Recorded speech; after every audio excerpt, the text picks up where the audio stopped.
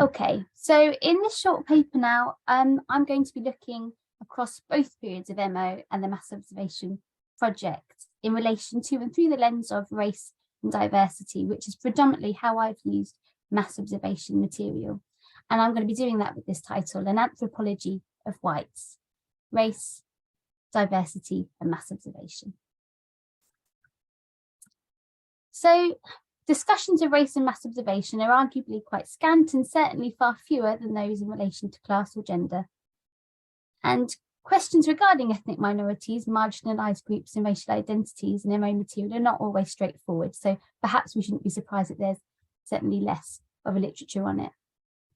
The protected characteristics of sexuality, disability, religion and ethnicity have not, until 2021, been collected and held by the Mass Observation Archive and Mass Observer data. In regard to these categories then, to know with certainty who has participated over the years is not possible. Across both periods of MO, the vast majority of respondents have, however, been assumed generally to be racially categorised as white.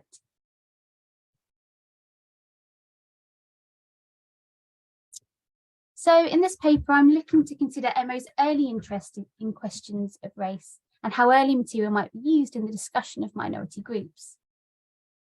It will move on to address the makeup of the Volunteer National Panel of Writers, as well as explore the Mass Observation Archive as an organic one with constantly changing possibilities. In a call to look at MO material just from a slightly different viewpoint, I aim to shed just a little light on the role of racial identities in the constructing of MO material and ask how we might use it then in discussions of race and ethnicity in Britain. This discussion really kind of foregrounds and introduces my own doctoral research, which I'm currently doing, which uses MO material to look at race and whiteness in England, which I will finish by outlining and certainly welcome any questions on. So from its inception then, and from its beginnings, everyday perceptions of racial difference in Britain were of interest to the founders of MO. The racialised other was to become a recurring theme in directive questionnaires, topic collections and file reports in this early period, with a particular focus on Jewish people and anti-Semitism. This interest reflects MO's critical backdrop, the rise of fascism in Europe. The original pamphlet in 1937, looking across the continent, warned of the racial superstitions that could be evoked in the name of nation and their potentially devastating effects. That famous quote, "The observation by everyone of everyone, including themselves," was considered in this first pamphlet as an anthropology of whites, in which Britain was largely imagined as racially homogenous. Although file reports were written on diverse areas of England and Wales, such as the East End, Liverpool and Tiger Bay, they commonly essentialised the difference of these areas, at times discussed as another civilization. In their study of the East End, for example, observers assumed the Cockney and the Jew to be two dissimilar entities and distinguishable on sight. Little allowance was made for cultural syncretism. The file reports and Harrison's Worktown projects in general have been criticised for the social distance generated by social observation. Still, MO also positioned whiteness as embedded in everyday practices and suitable for interrogation. So as the 1937 pamphlet also wrote, England is divided into local cultures of great distinctness. To see ourselves as others see us is the first step to objectivity about other races. In an attempt to reverse then the white gaze of anthropology, this pamphlet suggested people of colour as best suited to investigate the behaviour of whites in Britain. Now, it remains unclear as to whether MO struggled to recruit people from diverse backgrounds, or whether this was an idea that in the end fell by the wayside amongst the realities of a vast and ambitious project. Early MO records are patchy, and research proposals and plans were rarely kept. Still, although it was never realised, the intention does demonstrate that MO, whilst certainly being a highly racialised project, did also attempt to ground itself within a racial egalitarianism. So how might we use this early material then in discussions of race in Britain? Well, firstly, providing rich insights into the Jewish experiences of 1930s and 40s Britain, Tony Kushner has spotlighted the role of Jewish observers, diarists and directive respondents in early MO material. Considering the climate in which these respondents wrote and the very real threat of wartime invasion, their participation in MO is striking. These respondents wrote into an archive and to individuals they'd never met and identified themselves as Jewish or of Jewish heritage. This appears to reflect not only a significant amount of trust and bravery, but also a desire amongst some to be heard, to give their community a voice. The participation of Jewish people and people with Jewish heritage seems to have continued into the later MO period, post-1981. But there's yet to be found any similar examples for people of colour in the archive material until far later into the project's history, presents an important area of inquiry and one that I'll address a little later in this talk. Secondly, given the generally accepted whiteness of the mass observation archive, Kushner has also used early MO material as a critical resource for discussions of the racialised other. In his work, he has utilised material from the original and MOP as a lens into non-elite perceptions of nation, immigration, and race. Certainly, directives themselves can be seen as indicative of broader cultural patterns. So if one compares the 1939 and 1943 approach to the questions of race by mass observation, for example, the change is quite dramatic. In the 1939 directive, mass observers were asked to complete a race survey that included questions such as, how do you feel about Negroes? Write the first thing that comes into your head. Observers were also asked to number, in order of preference, a list of national and racial groups, and to give their opinions on Germans, Frenchmen, Negroes, and cannibals.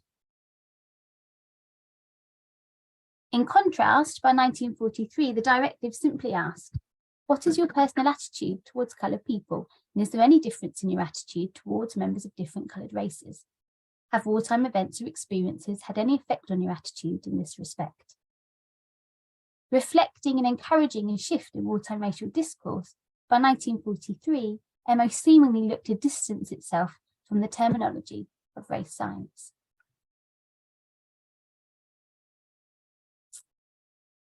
MO responses also offer windows into the imagery, narratives, and cultural repertoires on which non-elite discussions of race were dependent. So in 1939, frequent points of reference are Harriet Beecher Stowe's Uncle Tom's Cabin, 1930s cinematic epics, and the revered actor Paul Robeson. By 1943, discussions have moved on to the presence of Black GIs in Britain, with many responses demonstrating an awareness of people of colour's contribution to the war effort, an acknowledgement, soon lost arguably to British collective amnesia. As a young man of 23 years in the armed forces wrote, the part being played by the coloured races in the fight against fascism has strengthened my belief in them and my connection that they should be granted equal rights.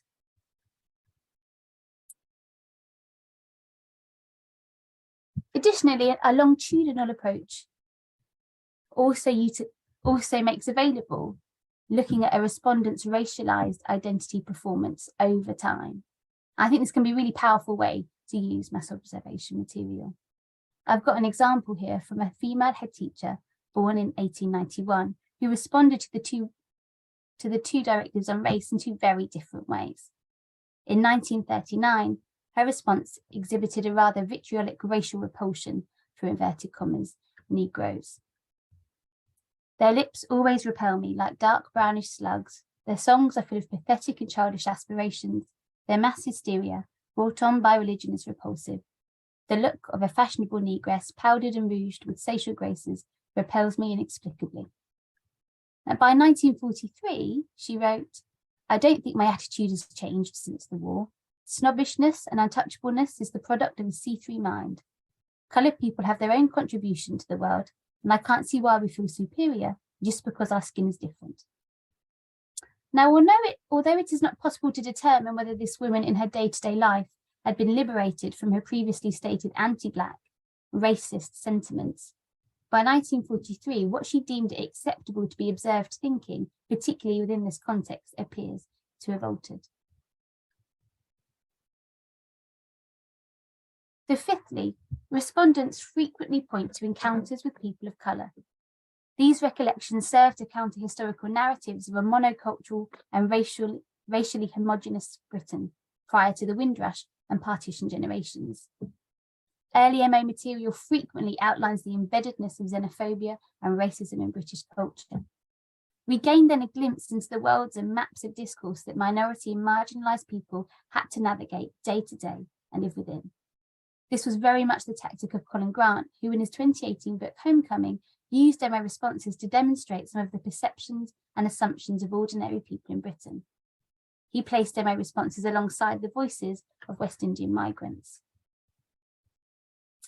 Early mass observation volunteer writing also spotlights segregated racial spaces and the de facto character of racialized structures in Britain.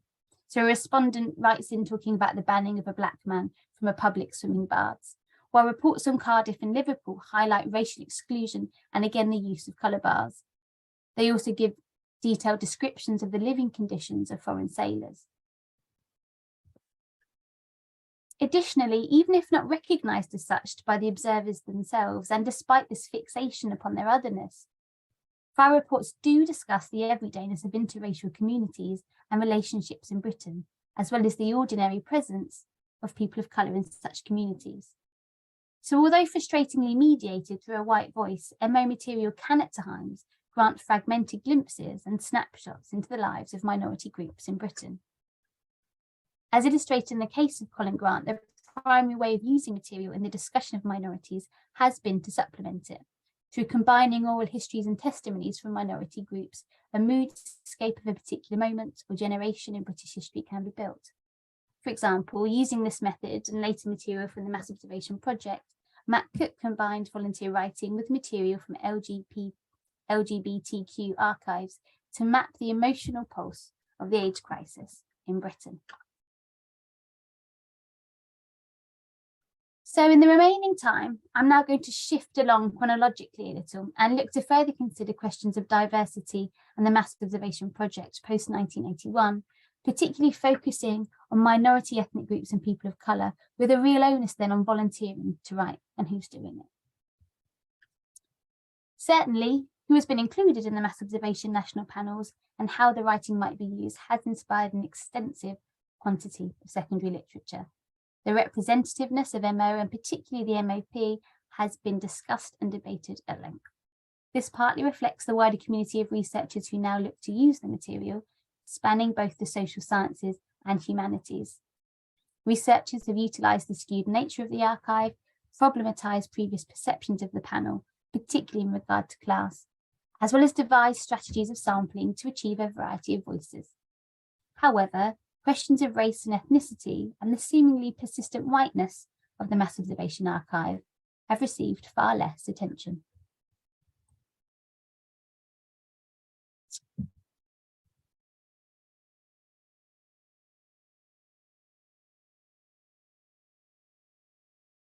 As a side note, when considering the representativeness of the Mass Observation project, it is probably worth remembering that when this volunteer writing project was restarted in 1981, it was never imagined to have such longevity. The project's funding was unstable and precarious, particularly in the first decade, and the upkeep and archiving of the original material was given priority. Neither was the project set up as academic research, so to judge it by such standards is perhaps unfair. It is with these considerations in mind that the question of diversity, I argue, should be approached. Perhaps the most obvious but necessary point is that the Mass Observation project is voluntary, and those who take part are those who really want to and are attracted to its aims. So women in particular have been consistently drawn to the national panel and thus have been overrepresented. We might understand this as reflecting broader cultural patterns of women's diary writing, volunteering and collecting the family histories, as well as the methods of oral and life histories, similarly used by feminists that the MOP drew upon. In her astute engagement with MO material, Dorothy Sheridan has provided some insights into volunteer recruitment, and she has highlighted time and space, directive topics and interests, media representation of the archive, affiliation with Sussex University, and the historical inheritance from early mass observation organisation as all having an impact upon those who are volunteering to write. So how might these insights then relate to the recruitment or lack of Black, Asian and minority ethnic respondents? Well, firstly, the chance to write for the Mass Observation archive might be understood as a privilege not available to all. This is reflected in the overall representation of middle-class respondents, as well as older people with fewer work and childcare commitments. The historical lack of ethnically diverse voices, particularly Black and Asian communities, might partly be seen to reflect the structural racism and inequality, then, of British societies. We might also consider why people of colour may have chosen not to be part of MO. As Sheridan has highlighted, collective projects that have successfully gained marginalised and repressed voices have often been part of wider social and political movements for identity and power. The Mass Observation Project could never claim to have this kind of direct action or agency. Additionally, Sheridan has highlighted the power differences between a researcher and life story narrator. And within this relationship, issues of control, ownership, and voice are predicated upon trust. A respondent must trust that their writing, and by extension they, will not be misrepresented. If we were to consider the kinds of oral history projects that have been successful in collecting the voices of Black, Asian, and ethnic minority communities, we would see that these have tended to be grassroots initiatives based on face-to-face interactions, often collected by people with a shared ethnic background or experience. In keeping with this, if the historical legacy of the archive encouraged some people to write for the MOP, its tacit whiteness might also be seen as off-putting to others and even self-fulfilling.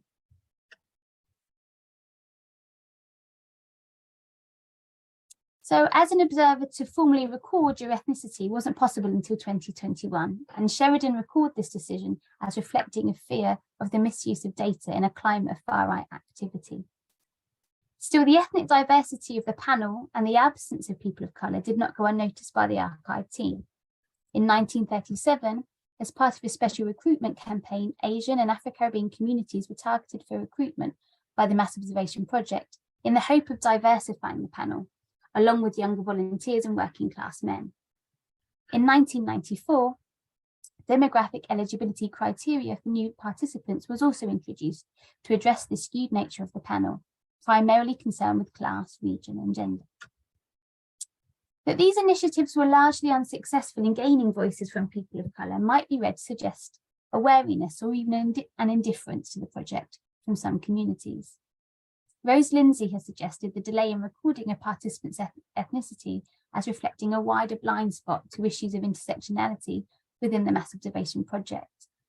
Perhaps we might understand these oversights as resonating with far broader patterns within mainstream feminism at the time and a huge influence on the archive.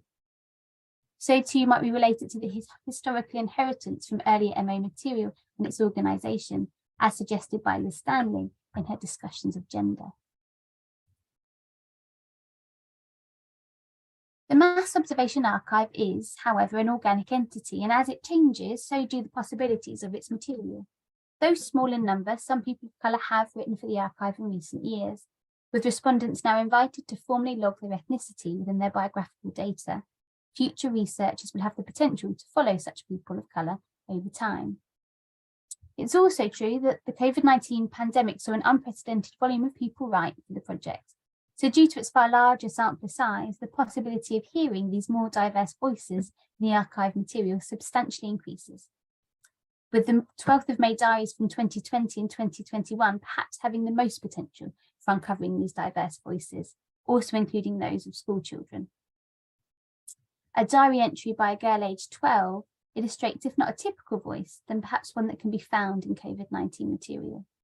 So in her writing, she anticipated her grandmother's return from Somalia in time for Eid, worries for her mother returning from hospital with COVID-19, and she mourns the death of her grandfather in Somalia from the virus. The Summer 2020 directive of the Black Lives Matter movement also has great potential for contemporary studies of race and discussions of racism in Britain. The material in the Mass Observation Project also really encourages us to consider who we think of as diverse and why that might be. Many respondents do discuss having white migrant backgrounds, particularly Irish. That whiteness is so often equated with sameness highlights the commonly racialized implications of ethnicity and societal perceptions of difference. My own doctoral research is really particularly interested in the latter and kind of looks to ask what can the material reveal about the messiness of whiteness? It kind of probes at how important whiteness is to some of the writing in the archive, and really looks to understand what it can add to discussions of race in Britain. And to do that, I approached the material as a racialised identity performance and a correspondence that occurs in a primarily white space. With a focus on the reception and the negotiation of whiteness, the research aims to understand how the white self has been performed, understood, and critically felt by non-elite social actors in England between 1990 and 2000. By placing these MO voices at its centre, it really stresses the role of ordinary white individuals within structures and systems of race and social and cultural change. Looking to acknowledge that how we identify, how we feel and make sense of race isn't static, but changeable, and this is critical to understanding how race works, the study looks to explore and allow for the messiness of racialised identity performances. In using mass observation material, I'm really interested in the role of emotion in cultural stories and imaginations, in the constructing and the performing of white identities. So I'm particularly interested then in the doings of race, its malleability and how it's being produced, and at times how fractured and fragmented in nature it can be. I'm very conscious that everyone's done a lot of listening to me talking, and I'm going to finish there. But I really look forward to hopefully a really fruitful discussion about the research that myself and Jacinta have been doing, and discussions more broadly about the challenges and issues of using mass observation. So thank you very much, and I'll stop sharing now.